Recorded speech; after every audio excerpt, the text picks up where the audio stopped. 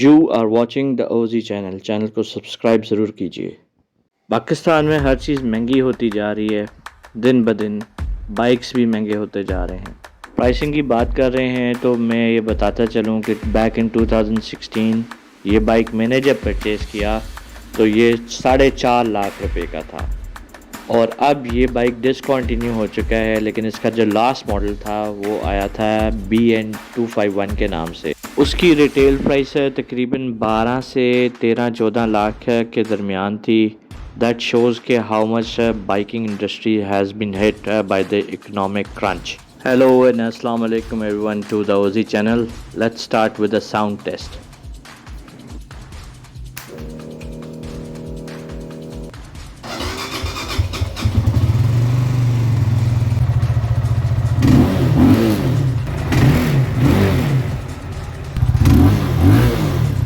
Bike on करने के 8 साल बाद मैंने अपना बिलवड बेनेली बेच दिया और इसके बेचने के 2 रीज़न्स थे।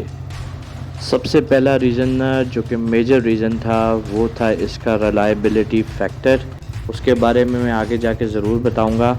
और दूसरा रीज़न है कि मैं एक बड़े बाइक पे शिफ्ट करना चाहता हूँ, may be a 300, may be a 400 और इवन 500। ये बाइक एक्चुअली बुरा तो नहीं है, मगर then again it has its short Cummings.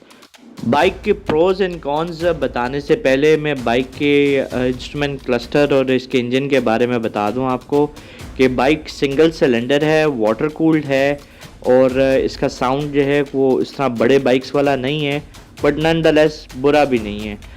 Headlight की बात करें तो वो हैलोजन बल्ब है और बाकी सारी लाइट एलईडी हैं, एलईडी इंडिकेटर्स हैं और ब्रेक लाइट भी एलईडी है। इंस्ट्रूमेंट क्लस्टर के बारे में बात कर लें तो आरपीएम मीटर इसका एनालॉग है और स्पीडोमीटर इसका डिजिटल है, जिसके अंदर एक टेम्परेचर गेज और फ्यूल गेज और साथ एक क्लॉक भी आती है। इसका फ्यूल टैंक तकरीबन 15 लीटर का है और फ्यूल की बात कर रहे हैं तो बाइक सिर्फ हाई ऑक्टेन को सपोर्ट करती है और अगर आप दूसरा कोई आम पेट्रोल डालते हैं तो बाइक मिसिंग करती है। तो बाइक को आप सिर्फ़ और सिर्फ हाई ऑक्टेन पे ही चला सकते हैं। एक डाउन कमिंग है इसकी, लेकिन ऐसा है। बात कर लें शॉक्स की तो राइडिंग कंफर्ट में बहुत ही ज़बरदस्त हैं। ऐसा कि ये हम सारे ग्रुप राइड कर रहे थे। ये 8 साल पुरानी वीडियो है। ये मैंने फ़र्स्ट टाइम जब राइड किया था जो सारे बेनेली बॉयज़ के साथ, तो ये वो वाली वीडियो है। इसका क्लच लीवर के अंदर 4 एडजस्टमेंट हैं और साथ इसके डिपर भी आता है। एक किल स्विच की भी ऑप्शन है इसके अंदर और इसके साथ बाइक के अंदर डिस्क ब्रेक्स आती हैं, अगली और पिछली दोनों डिस्क ब्रेक हैं। मेरे वाले मॉडल में ABS नहीं है, लेकिन इससे जो आगे लेटर मॉडल्स आए थे उसमें ABS ज़रूर थी। बेनेली एज ए कंपनी के बारे में बात करूँ तो जो है इसके पास 3S सर्विसेज हमेशा अवेलेबल रही हैं, एटलीस्ट मेरे लिए तो रही हैं। लोग शिकायत करते हैं, I don't know why, but मुझे कोई ख़ास से शिकायत बेनेली वालों से नहीं है, एटलीस्ट स्पेयर पार्ट्स और सर्विस डिपार्टमेंट के अंदर। जब भी किसी किस्म का कोई प्रॉब्लम आया बाइक में, आई फाउंड इट कि उन्होंने जो फौरी उसको रेक्टिफाई किया। अगर वो फौरी नहीं भी कर सके तो उन्होंने बैक आउट नहीं किया, हमेशा सपोर्ट ही की है। That is why I really enjoyed my Benelli even after it के शॉर्ट कमिंग्स के बावजूद भी। बेनेली बाइक्स की बिकने की वजह भी यही है कि it is a well establish brand all over Pakistan और इनकी तमाम spare parts 3S services readily Lahore में तो अवेलेबल हैं। बाकी शहरों का मुझे पता नहीं, लेकिन तमाम बड़े शहरों में इनकी डीलरशिप्स भी अवेलेबल हैं। दैट इज़ वाई जो है Benelli brand as a brand मैं बात करूँगा जो है काफ़ी ज़्यादा सक्सेसफुल है। इनके कंपेटिटर्स के बारे में बात की जाए तो मेरे ख़्याल में 2 हैं इस वक्त जो कि इसको कम्पीट कर सकते हैं। नंबर 1 तो है CF मोटो। अब CF मोटो सिर्फ़ और सिर्फ इस्लामाबाद बेस्ड है, मुझे और कहीं पता नहीं है कि उसका और कहीं भी शोरूम वगैरह अवेलेबल है, लेकिन जिस तरह उसके बाइक्स बिक रहे हैं जो है they are also a success story. और दूसरा ब्रांड मैं कहूँगा जो कि कराची में है वो QJ मोटर्स है। वो है तो बेसिकली बेनेली का ही, जो पेरेंट कंपनी है बेनेली की वो QJ है चाइनीज़ बाइक्स में आपने एक चीज़ नोट की होगी कि उनके अंदर 1, 2, 3 फ़ीचर्स ज़्यादा ही होते हैं जो कि रेप्लिका जो देते हैं वो एक एक्चुअल बाइक से। तो इसी तरह ही क्यूजे मोटर्स की जो बाइक हैं उनमें काफ़ी ज़्यादा चीज़ें अवेलेबल होती हैं बनिस्बत बेनेली बाइक्स के। ये तो होगी बाइक की तारीफ़ें। अब एक्चुअल बात पे मैं आता हूँ कि how does the Benelli bike feels और इसको ओनरशिप रखने में मेरा क्या एक्सपीरियंस है गुज़रा।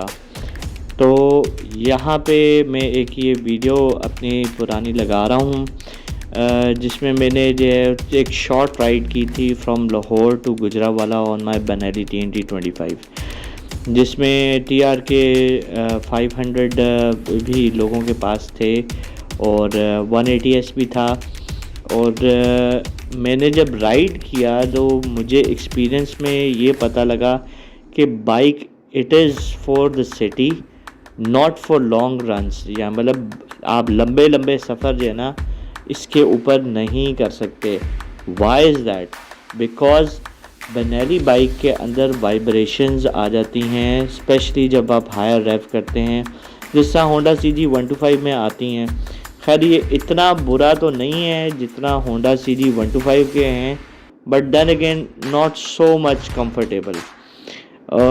आप ऐसा कह सकते हैं कि लाहौर टू गुजरांवाला, लाहौर टू सियालकोट या लाहौर टू फैसलाबाद या Lahore to Kasur is a good treat, एक अच्छा राइडिंग एक्सपीरियंस होता है।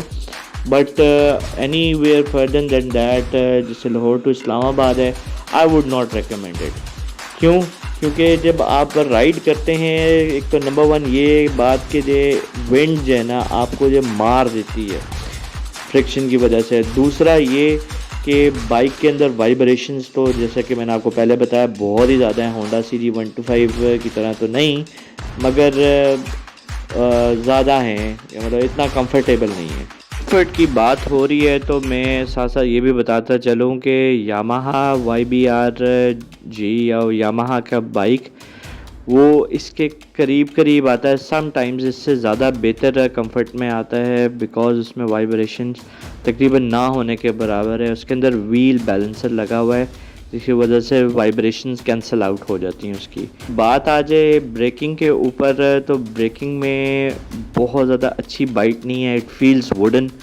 और ऐसा लगता है कि आप ब्रेक लगा रहे हो तो जो वो जो घिसे हुए आपके ब्रेक पैड्स हैं वो उस तरह की फील देते हैं लॉन्ग राइड्स पे।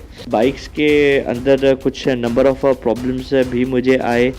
खैर नंबर ऑफ़ प्रॉब्लम्स तो मैं अगर बताना शुरू करूं तो आप कहेंगे भाई बाइक को लो ही ना भाई, जे छोड़ दो बाइक को।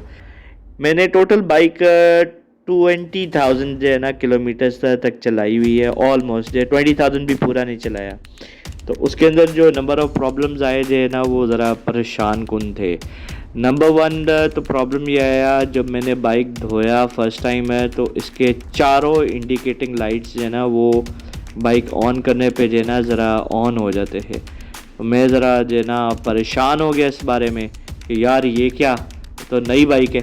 तो जाके मैंने जब चेक करवाया बाइक को तो पता लगा कि जो उसकी वायरिंग जो है ना ज़रा ओपन हुई हुई है। तो डायरेक्ट टैंकी पे, ये बड़ा इंपॉर्टेंट है, टैंकी पे और जो इंस्ट्रूमेंट क्लस्टर पे डायरेक्ट पानी जो बिल्कुल भी नहीं लगाना, क्योंकि टैंकी के अंदर जो है ना समटाइम्स पानी चला जाता है। और दूसरा ये मुझे मसला आया कि मैंने 2-3 दफ़ा फ्यूल फुल टैंक किया, तो फुल टैंक करने पे बाइक का फ्यूल जो है ना वो लीक होने लग गया। जो अगेन मैं शॉक हो गया भाई, बड़ी परेशान कुन बात थी, नया बाइक और जो है ना फ्यूल लीक हो रहा है। तो आई हैड एन आइडिया कि जो कोई पाइप शाइप जो है ना वो जो लूज़ हो गया होगा, लेकिन एक्चुअली जो पाइप के जो कनेक्टर था जो वो लूज़ हुआ था, वो नट टाइट होने वाला था। ये क्वालिटी कंट्रोल जो ऑफ बेनेली जो है ना वो बड़ा ध्यान करना चाहिए उनको कि एक बाइक इंपोर्टेड बाइक आ रहा है तो जो उसको सारा अच्छी तरह चेक करके भेजना चाहिए। तो खैर वो इतना बड़ा मसला नहीं था। उसके बाद जो मुझे मसला आया वो हैरान कुन था कि 10,000 किलोमीटर्स के ऊपर मेरे बाइक के डिस्क पैड्स आगे वाले जो तकरीबन ख़त्म हो गए। और 15,000 पे जो है ना पिछला वाला भी जो है बिल्कुल ख़त्म हो गया।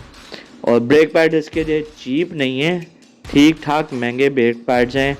और एक बहुत मेजर प्रॉब्लम जो कि वाकई ही मेरा सर बन गया, जैसे कहते हैं ना कि सर दर्द शुरू होगी मेरी जो है, वो प्रॉब्लम नहीं जा रहा था। और प्रॉब्लम ये था कि आफ्टर 7,000 किलोमीटर्स मेरा बाइक के अंदर से रेडिएटर पानी जो है कहीं से लीक होना शुरू हो गया।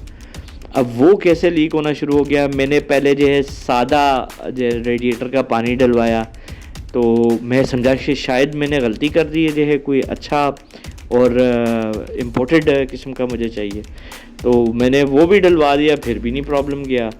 फिर उसके बाद पता लगा कि इसकी जो वाटर बॉडी है, इंजन की जो कवर है, उसमें कोई डिफेक्ट था। वो फिर बेनेली वालों ने जो है एज अ वारंटी जो है मुझे चेंज करके दिया। And this is what I like about Benelli कि जो बेनेली वाले जो बैक आउट नहीं करते, एटलीस्ट नॉट फॉर मी, मेरे लिए तो ऐसा कुछ नहीं हुआ। छोटे छोटे प्रॉब्लम्स में एक और प्रॉब्लम जो मुझे आया वो था कि शॉक जो है इसका खड़ा खड़ा जो है ना वो लीक हो गया। अब खड़ा खड़ा लीक हो गया जी, that was so much alarming. 1-2 महीना राइड नहीं की तो ऐसा तो नहीं होना चाहिए कि फ्रंट सस्पेंशन जो है ना वो लीक हो जाए। हालांकि इसकी बड़ी बीफी और जो है ना अपसाइड डाउन सस्पेंशन है और वो लीक होगी। तो खैर मैंने जाके चेक कराया तो उन्होंने बस सील इसकी डाल दी और नॉर्मल से ही पैसे लिए। बाकी जो पैसों की बारे में बात आई तो जो हाँ, मैं ये यंगर राइडर्स को ज़रूर कहूँगा कि भाई Benelli bike is not for everyone, ठीक है जी। स्पेशली जो मैंने रखा हुआ है TNT 25, एक्चुअली जो बड़े बाइक्स होते हैं उनके खर्चे भी उसी तरह ही होते हैं। अब 15,000 या 10,000 या 8,000 का बिल इज़ नॉर्मल, ये नॉर्मल है, इतने बिल्स बन जाते हैं बाइक के। और मेरे ख़्याल में जो लोग इसे परचेज़ करना चाहते हैं और अगर वो ऐसी हैवी अमाउंट्स जो है नहीं पे कर सकते तो उनको ये बाइक बिल्कुल भी परचेज़ नहीं करना चाहिए। उन राइडर्स के बारे में मैं कहूँगा जो कि 125 से या 150 सीसी से जो है अपग्रेड करना चाहते हैं टू अ बिगर बाइक, अगर आप पैसे खर्च कर सकते हैं तो go for it. It is a great bike to learn on. हाँ, और अगर आप नहीं कर सकते जो है तो आप बिल्कुल भी ना लें। इवन दो आपके बजट में भी आ रही हो बाइक, तब भी आप ये बाइक परचेज़ ना करें, because you will be fed up soon enough कि जब आपको बिलिंग्स इतनी सारी पड़ेंगी। चैनल को सब्सक्राइब ज़रूर कीजिएगा। और आखिर में ये कहता जाऊँगा मैं साथ कि Benelli TNT 25 bike is an excellent bike to understand big bikes. और जिन लोगों ने अपग्रेड करना है अपने आप को बड़े बाइक्स में लाने के लिए, वो ये एक दफ़ा बाइक ज़रूर ट्राई करें। और अगर वो सुपर स्पोर्ट्स में जाना चाहते हैं तो बेनेली का 302R या फिर उससे मिलता जुलता कोई बाइक ज़रूर ट्राई करें। वो जो चाइनीज़ बाइक्स हैं वो बिल्कुल ना परचेज़ करें, क्योंकि that is just waste of money और उनका कोई रीसेल वैल्यू भी ख़ास नहीं है। तो एंड में मैं आपको वो वीडियो और पिक्चर्स लगा देता हूँ जिन्होंने जो है मेरे से बाइक परचेज़ किया। Very very congratulations to the person who purchase this bike. This is the OG channel signing off. Please channel को सब्सक्राइब, शेयर और कमेंट ज़रूर कीजिएगा। Thank you very much.